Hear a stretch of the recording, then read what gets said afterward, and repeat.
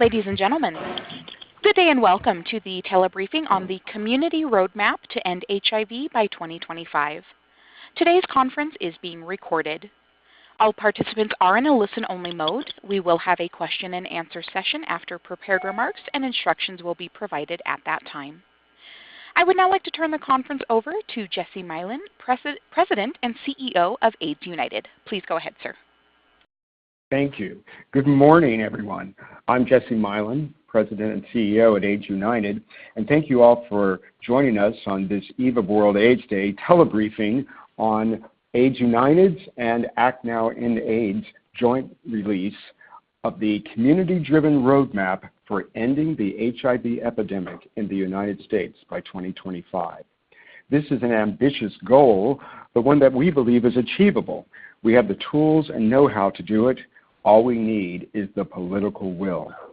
While there are more than 1.2 million people living with HIV in the United States, and they reside in almost every congressional district, state, and territory of the country, new cases of HIV and HIV-related deaths are increasingly concentrated in communities of color, LGBTQ communities, and in southern states. That's why we felt it was urgent to speak with one voice, as one community, and demand one outcome, a renewed focus on ending the domestic HIV epidemic by 2025. Some communities have already begun taking concrete steps to end their state and local epidemics, and their experience has been essential to the development of our roadmap. But we know that their efforts alone will not be enough. That's because ending the national HIV epidemic requires increased resources and a better coordinated federal response. Today, our fantastic panel of renowned HIV policy experts will discuss how, for the first time since the development of the National HIV/AIDS Strategy in 2010, the domestic HIV community has come together to call on the U.S. government to declare the official goal of ending the domestic HIV epidemic by 2025. Thank you all again for joining us today, and with that, I'd like to turn things over to our Vice President for Policy and Advocacy at AIDS United, Mr. Bill McCall, to moderate the rest of today. Bill, over to you. Thank you, Jesse. I'd like to reiterate our appreciation to everyone for joining today's telebriefing, and particularly to our panelists and participants. The Act Now End AIDS Coalition, in concert with AIDS United, solicited input from the larger HIV public health and reproductive health communities to develop the policy paper titled Ending the HIV Epidemic in the United States, a Roadmap for Federal Action. To date, more than 300 HIV and community organizations from across the U.S. have endorsed the paper. We are excited to share details of our roadmap for what the federal government can do to end the HIV epidemic by 2025. First, we have Charles King, CEO of Housing Works and the co-chair of Act Now End AIDS, to provide a short overview of the paper, the progress of state and local efforts to end the epidemic, and lessons for the national effort. Charles. Thank you, Bill. In December of 2013, San Francisco became the first jurisdiction to launch a process to end AIDS as an epidemic. Some 6 months later, New York became the first state to commit to that goal. In the months and years that have followed, 10 other states and territories, including Washington State, Oregon, the District of Columbia, Arizona, Colorado, Minnesota, Illinois, Massachusetts, Texas, and Connecticut, have been developing and implementing plans to end AIDS as an epidemic in their own jurisdictions. Another 6 states are in the beginning stages of planning, and some 20 states and counties are in the process of developing and implementing plans as well. The beauty of these efforts is that they've captured the imagination of stakeholders in each of these jurisdictions, focusing attention on key effective interventions, and they've harnessed new resources, with the result that we are seeing tremendous advances in identification of people who are HIV positive, significantly improved linkage to care, soaring viral suppression rates, and soaring scale-up of pre-exposure prophylaxis, all dramatically outstripping what is happening in the nation as a whole. In 2017, San Francisco became the first jurisdiction to achieve at least one measure of ending the epidemic when it so successfully reduced new infections that more people living with HIV have died from any cause, 244, a number that has remained relatively stable over the last 10 years, than the number of people newly infected in that same year, only 221. This represents a decline in new infections of 58% in the last decade and represents a decline in the total number of people living in that jurisdiction with HIV. Another terrific example is the work of AIDS Free Pittsburgh, a community government partnership that has been driving Ending the Epidemic implementation in Allegheny County, Pennsylvania since 2015. According to surveillance data released just yesterday, from 2015 to 2017 in Allegheny County, new HIV cases decreased by 30% and new AIDS cases decreased by 56%. The District of Columbia is also reporting remarkable progress, including a 30% decline in new diagnoses since 2013 and a viral suppression rate of 65% among residents living with HIV, meaning that they have stopped disease progression and cannot transmit the virus to others. This compares with a 50% rate of viral suppression nationally. In New York, where the effort has been led by a coalition that includes the New York State AIDS Institute, the New York City Department of Health and Mental Hygiene, and a broad coalition of community activists and service providers, some 93% of all people living with HIV are now aware of their status. And that's a very important advance for us. While statewide, 2017 surveillance data is embargoed until next week, New York City, which represents 80% of the statewide epidemic, released its 2017 surveillance data 2 days ago. With the largest epidemic in the nation, New York City reached a new record low in new diagnoses despite aggressive testing, with only 2,157 people diagnosed, a record since the city began tracking. This is a drop of 5.4% from the prior year and a 64% drop from 2001. Remarkably, these declines are among almost all populations at risk. In fact, diagnoses among women saw an 11% decline just in the last year. The only group that didn't see a measurable decline was Latino, gay, and bisexual men. Moreover, in 2017, 85% of all city residents living with HIV were virally suppressed. These examples show what states and local jurisdictions can do even without specific support for these efforts by the federal government. We believe that if the federal government were to harness all of its resources towards ending the epidemic, we could accelerate this effort and end the epidemic in every single jurisdiction across the nation by 2025. And that's exactly what our paper spells out, the steps in order for us to achieve that. So I'll turn it back over to you, Bill. Thank you so much, Charles. Next up, we have the founder and president of Sister Love Incorporated and also the co-chair of Act Now End AIDS, Dezan Dixon Diallo, who will talk about the potential impact of ending the HIV epidemic in local communities and communities facing disparities. Dezan. Greetings and good morning, Bill. Thank you so very much. I hope that you can hear me okay. Yes, we can hear you. Great, thanks. It's a privilege and an honor to be a part of this briefing this morning, and it's even more important that this time that I enjoy the privilege of serving as the co-chair of the Act Now End AIDS Coalition and am a participant in the roadmap process.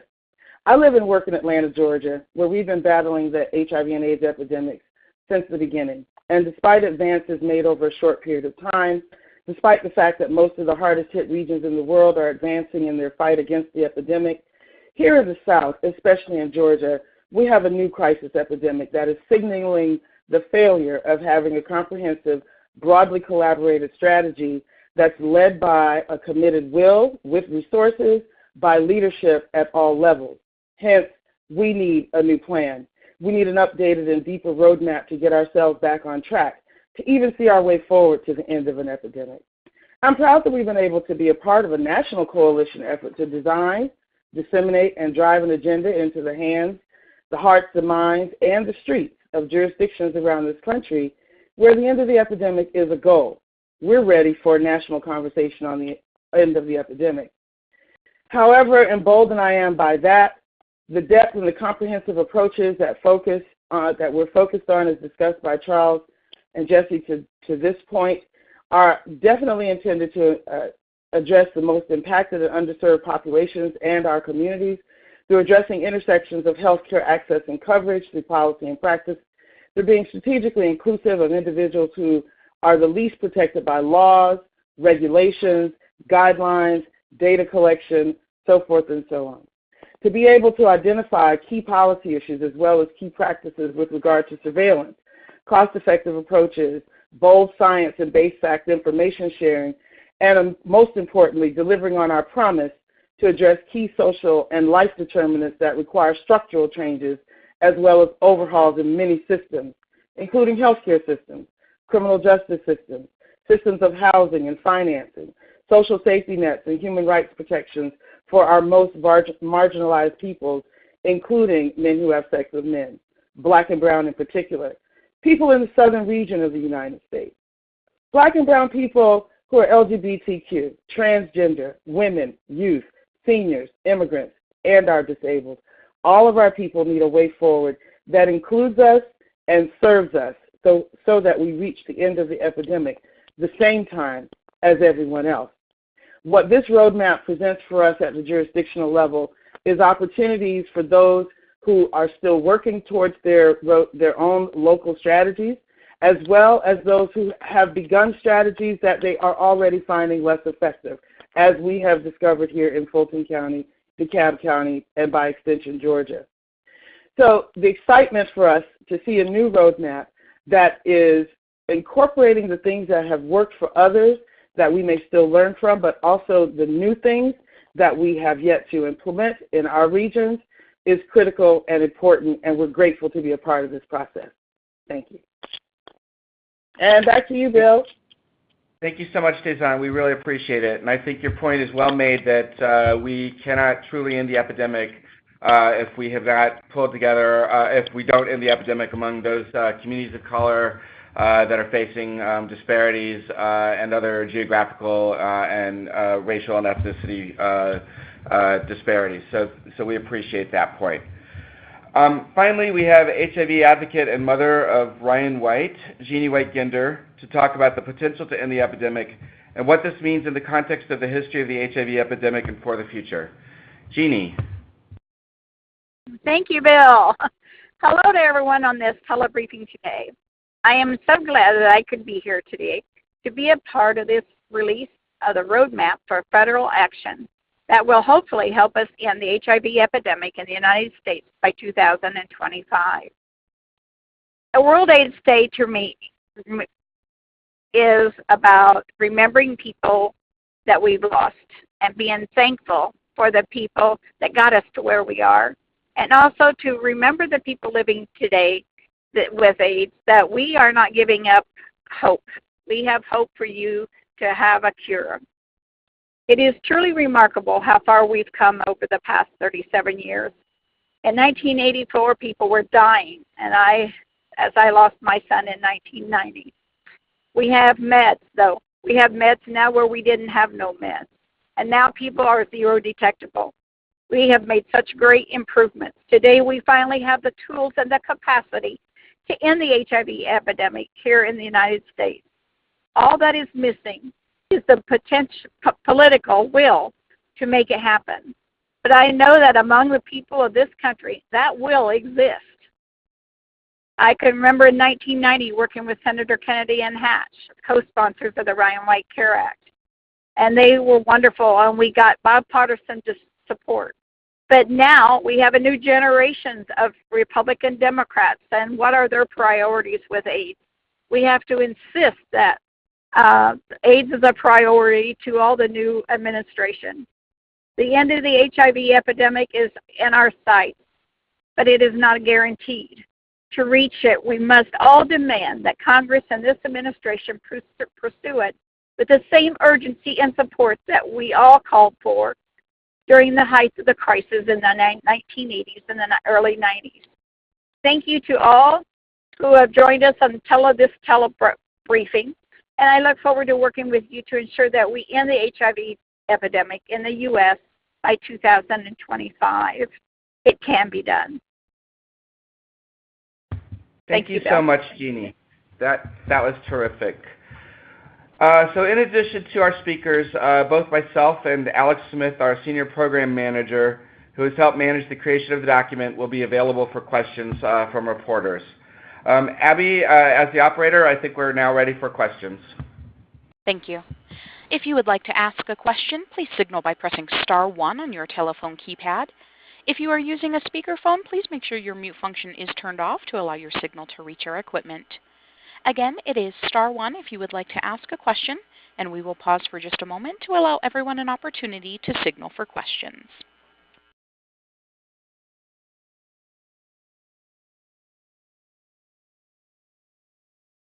Again, that is star 1 if you would like to ask a question.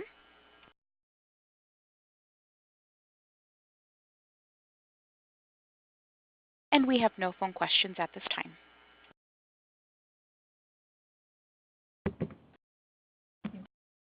So I think if there are no questions at this time, we'll go on ahead and close the briefing.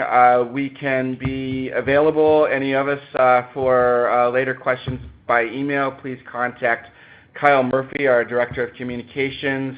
That's at kmurphy@aidsunited.org. You can also download the paper at aidsunited.org/resources. I'd like to thank our panelists so much for participating in this call, and we thank the reporters who joined us, and we look forward to working to implement this roadmap for the future with the administration, with Congress, Republicans and Democrats, and with people throughout the United States. Thank you very much.